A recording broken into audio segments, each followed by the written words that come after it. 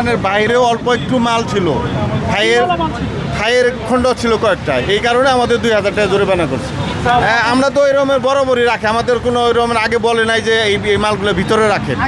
এর আগে আমাদের হলো রাবিশ অন্যজনের দোকানের সামনে রাবিশ রেখে গেছে, এটারও আমাদের একটা জরিমানা ধরাই দিয়ে গেছে। পরে আমরা অফিসে যে যোগাযোগ করে ওই জরিমানাটাও দিছি।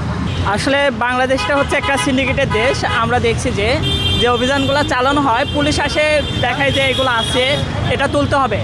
এর আধা ঘন্টা বা 1 ঘন্টা পরে দেখা যায় যে এগুলো আবার বসে গেছে, কারণ মানে ওনারাও হয়তো বা টাকা খেয়ে বা কী করে জানি না, মানে সাথে সাথে এটা আবার কার্যক্রম হয়, এটা কখনোই বন্ধ হয় না। আমি টিকে গ্রুপে চাকরি করি, মার্কেটিংয়ের সাথে সারা বাংলাদেশের বিভিন্ন জায়গায় যাওয়া হয়, কিন্তু সেখানে গিয়ে আমরা দেখি যে অভিযান তারা চালায়, নামমাত্র অভিযান, কিন্তু কামে কতটুকু আসলে হয় সেটা আমরা জানি না। আমরা চাই এটা সুস্থভাবে অভিযানটা চালাক, এবং আমরা পথচারী যারা আছে তারা যেন সুন্দরভাবে এই রাস্তা দিয়ে হাঁটা চলাচল করতে পারি, এটা আমাদের প্রত্যাশা। বাট বাংলাদেশের এমন একটা অবস্থান যেটা খুবই মারাত্মক, একটা অভিযান চালানো উচিত, না হলে পরে এগুলো কখনোই বন্ধ হবে না। এগুলোর জন্য সাধারণ জনগণ অনেক সমস্যার সম্মুখীন হয়। এই যে অভিযানের পরে যে এখন দোকান উঠছে ঠিক আছে, কিন্তু আবার বিকালে বসে যাবে। এখন সরকারের পক্ষ থেকে যদি স্থায়ীভাবে সমাধান নেয় তাহলে আমাদের জনগণের জন্য খুবই ভালো হবে। এটা ধরুন বিভিন্ন সিন্ডিকেটের মাধ্যমে এখানে দোকানপাট বসে, এই দোকানটা আবার নির্ধারিত দিন শেষে চাঁদা দেয়, দিন শেষে দোকান ভাড়া দেয়, এই জন্যই তারা দোকান বসতে সাহস পায়। আসসালামু আলাইকুম। আপনারা সবাই অবগত আছেন ঢাকা মেট্রোপলিটন পুলিশের ট্রাফিক বিভাগের উদ্যোগে এবং ঢাকা উত্তর সিটি কর্পোরেশনের সার্বিক পরিচালনা এবং সহযোগিতায় আমাদের আজকের কার্যক্রম তৃতীয় দিনের মতো চলছে।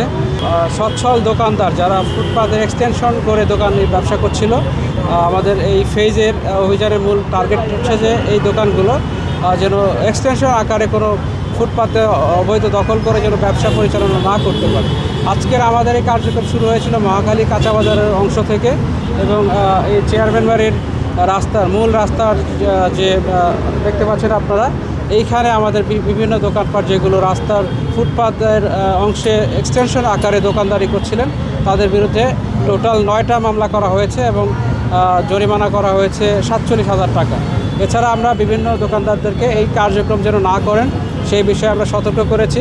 আমরা বিগত 7 দিন ধরে আমরা গণ বিজ্ঞপ্তি আকারে বিভিন্ন মিডিয়াতে গিয়েছে, পেপার পত্রিকায় দিয়েছি। এছাড়া আমরা প্রত্যেকটা এলাকাতে আমাদের টিম গিয়ে প্রত্যেকটা দোকানদারকে সচেতন করেছেন এবং সতর্ক করেছি।